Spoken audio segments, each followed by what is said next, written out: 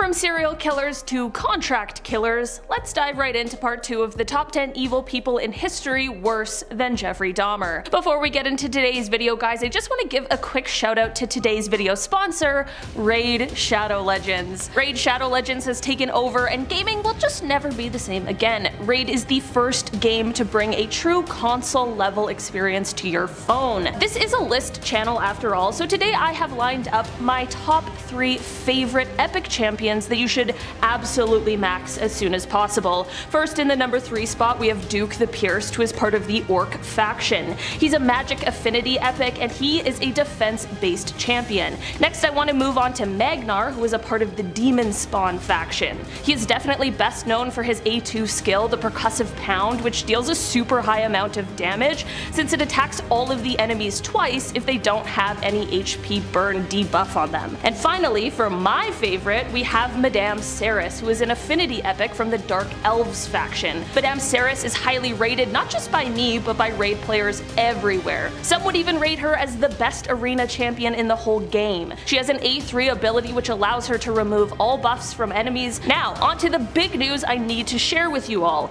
Raid has just released a super powered legendary version of everybody's favorite champion, Death Knight. The whole Raid community has been waiting for this for a long time, and Ultimate Death Knight is everything that we hoped for. He's poised, he's powerful, he's perfect, and the best part is, everyone can get him for free just by logging in. All you have to do is log in and play Raid for 7 days between now and October 27th, and you'll add Ultimate Death Knight to your collection.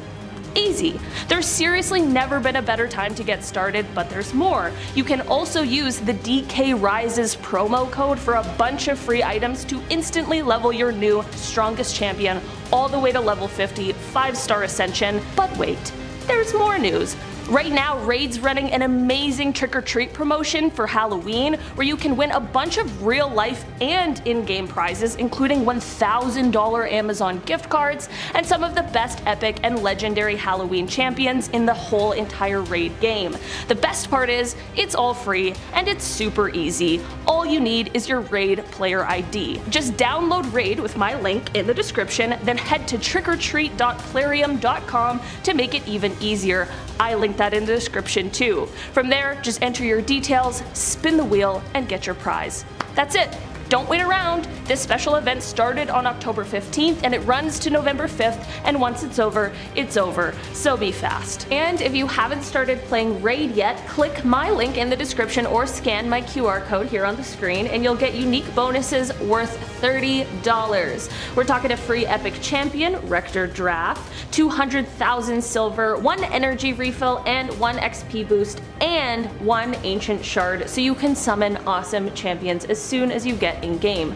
All this treasure will be waiting for you here. Alright, let's get into this list. Starting off this list, in our number 10 spot, we have John Wayne Gacy. With a nickname like the Killer Clown, it is abundantly clear why everyone would want to stay away from this actual monster. He got his start in this horrifying nickname by being a clown for children's birthday parties, charitable events, and that sort of thing. According to Gacy himself, all of his crimes were committed inside of his ranch house where he would lure his victims into. He would then trick them into wearing handcuffs under the pretense that he was going to show some sort of a magic trick, and from here the horror unfortunately ensued. It is thought that he took the lives of somewhere around 33 people, most of which he buried in the crawl space of his home. On the evening of December 11th, 1978, Gacy took the life of his last victim, Robert Peist. In the end, when Robert's mother reported him missing, the subsequent investigation, questioning, and searches led police to gather all of the evidence they needed to arrest and charge him, and his conviction for 33 killings was, at the time, the most by one individual in the United States legal history. He was sentenced to death on March 13th, 1980, and on May 10th, 1994, he was executed by lethal injection. In our number 9 spot today, we have Ted Kaczynski. Ted Kaczynski is most often referred to as the Unabomber due to the atrocious crimes that he committed. He was known as being quite bright from a young age, and it is believed that he had an IQ of about 167. He was accepted into Harvard at the age of just 16, campaign, and he went on to receive a PhD. At 25, things were still looking bright for the guy as he had landed himself a job as an assistant professor at the University of California, Berkeley, but 2 years later he resigned from that position and his life took quite a drastic and dark turn. In 1971, it is said that Ted moved to a remote cabin in Montana that had no electricity or running water. From 1971 until 1977, Ted learned to live a hermit, off-the-grid lifestyle while learning different survival skills, but once 1978 rolled around, he was ready to start his terror campaign. From here until 1995, he began a nationwide bombing against people who were involved with modern technology.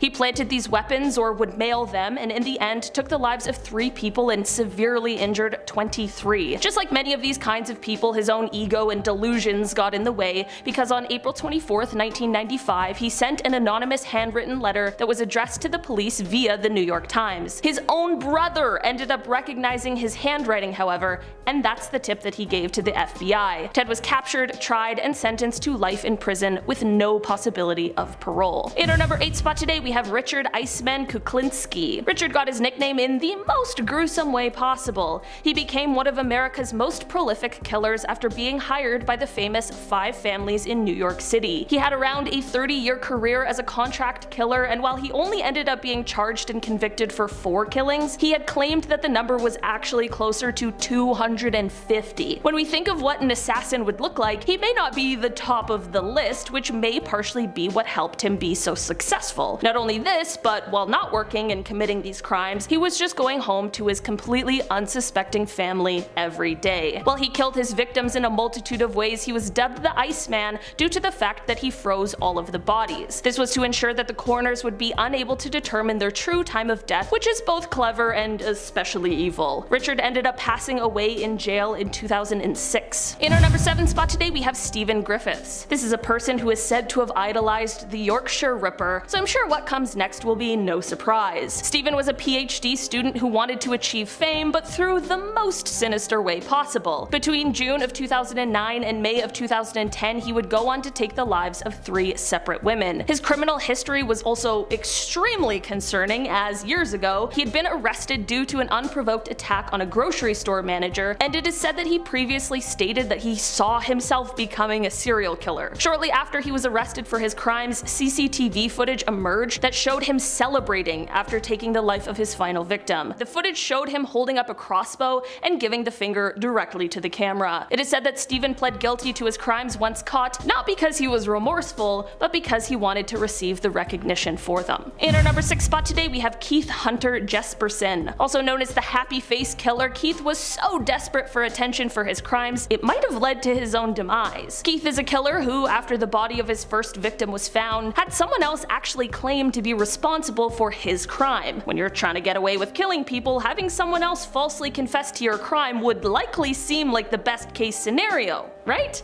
Well, not for Keith. He wanted to be known for his crimes, so to help himself get media attention, he drew a smiley face on a bathroom wall hundreds of miles away from his crime scene, and here he left an anonymous letter where he confessed to the crime and provided proof. He never ended up receiving a reply, so he decided to write more letters to the media and to the authorities, each signed with a smiley face. In the end, Keith was initially caught after he became the prime suspect in the death of his girlfriend at the time. Previously, his victims had been people he had no connection to, so this was truly the mistake the authorities needed to catch him. Keith then admitted to his crimes, and while he has been formally linked to 8 deaths, he has confessed to somewhere around 185. Keith was tried and sentenced to life without parole for his heinous crimes, and he remains in prison at Oregon State Penitentiary. In our number 5 spot today, we have James Holmes. James is the man behind the 2012 Aurora, Colorado shooting that took the lives of 12 people and injured 70 others at the Century 16 movie theater. Shortly after the crime spree, he was arrested and held without bail while he awaited trial on an accepted plea of not guilty by reason of insanity. I just want to make it very clear that insanity doesn't apply to every mental illness, of course. James was severely mentally ill, but the court has the job of deciding whether or not that illness made him unable to tell right from wrong. That is what his defense had to prove. Things were admitted to the court, such as his notebooks and journals, as well as testimony from 2 separate psychologists who spent 22 and 25 hours with him, and both diagnosed him with a serious mental illness, but both also stated that in their professional opinion, he knew right from wrong. After a tumultuous trial, he did end up being found guilty. The jury could have given him the death sentence, but on account of his illness, they decided that that would be inappropriate, so in the end he was sentenced to 12 life sentences without parole and an additional 3,318 years. In our number 4 spot today, we have Paul Bernardo and Karla Homolka. This is a double whammy because unfortunately both of these people are still alive, but the good news is that at least one of them, Paul, is still in jail.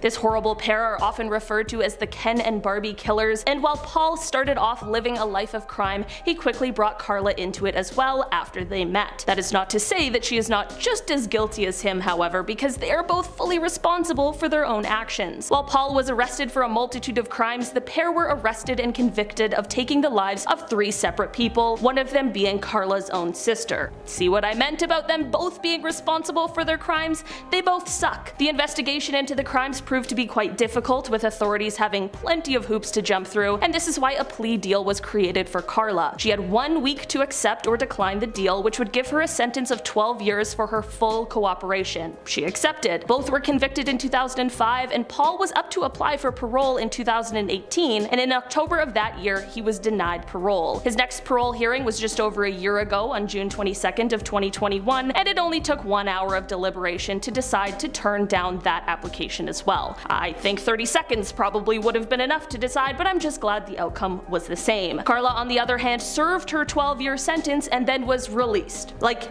years ago. She moved away from Canada and headed to Costa Rica for a while with her new husband and children, if you can believe that, but unfortunately she has since moved back. In our number 3 spot today, we have Joanna Dennehy. This is the person responsible for a series of killings and attack that took place in March 2013. Joanna is a very cold and heartless person and has on many occasions been said to laugh at her crimes and the lives she took, even still behind bars. After the first of her crimes, authorities launched a manhunt for her, and they used CCTV footage to help track her down. She was finally caught after attacking 2 dog walkers who, thanks to immediate medical intervention, were able to survive. There are many things to say about this story that makes it exceptionally chilling, and it seems as though most people Joanna encounters are left with quite an impression of what a horrible person she is. On the day she was sentenced, it is reported that the judge, Mr. Justice Spencer, said, quote, "Although you pleaded guilty, you've made it quite clear you have no remorse." He went on to say, quote, "You are a cruel, calculating, selfish, and manipulative serial killer." After this, he sentenced her to a whole life order, or life in prison without parole, and it is said that she smiled and laughed at this. Since her time in prison, she is said to have planned escape attempts that involve the killing of a prison guard and other terrifying ideas. In our number 2 spot today, we have Franklin DeWayne Alix. Franklin is a man who had quite an insane crime spree that lasted for about 6 months in the 1990s. Although short, it was anything but sweet. The spree started off in August of 1997 in Houston, Texas. Over the course of this spree, Franklin took the lives of at least 3 people. He committed robberies, he harmed people, he attempted to take more lives, where thankfully the people survived. He kidnapped people. Literally any serious crime he could commit during those 6 months, he was doing it. In the end, Franklin was caught and put on trial for his crime spree. He did receive a sentence of death, which was carried out on March 30th, 2010. In our number 1 spot today, we have Dale Hausner and Samuel Dieteman. Known as the serial shooters, the crimes these guys committed are definitely on the list of fears I have, which I'm pretty sure spawned from a Criminal Minds episode. These two were actively committing these crimes between May of 2005 and August of 2006, and basically they were arsonists who would randomly set fire to objects, but they would also drive around and commit random drive-by shootings. That's the really scary part. The fire thing is also bad, don't get me wrong, but there's just something about completely random violence that really terrifies me. In the end, a series of tips is what led investigators to identify the perpetrators of these horrible crimes, in particular one from a friend of Samuel, who explained that Sam had actually confessed to some of the killings one night while drinking. In Dale's trial, he was found guilty of 80 out of the 87 felony charges that were brought forth, and that was all in one single trial. The charges included the killings and the attempted killings he had done, arson, animal cruelty, and drive-by shootings. In the end, he was sentenced to death 6 times, and his brother, who was later found out to have assisted in some of the crimes, was sentenced to 25 years. Samuel was sentenced to life in prison without the possibility of parole. While Dale sat on death row, he apparently asked to be put to death, quote, as soon as possible, and in the end, in 2013, he decided to take his own life. Samuel remains in prison. Alright guys, that has been our list for today. Thanks so much for checking it out. Don't forget to click that link down below and get your free gifts from Raid. I've been your host today, Olivia Kozlowski, and I'll see you again soon. Bye!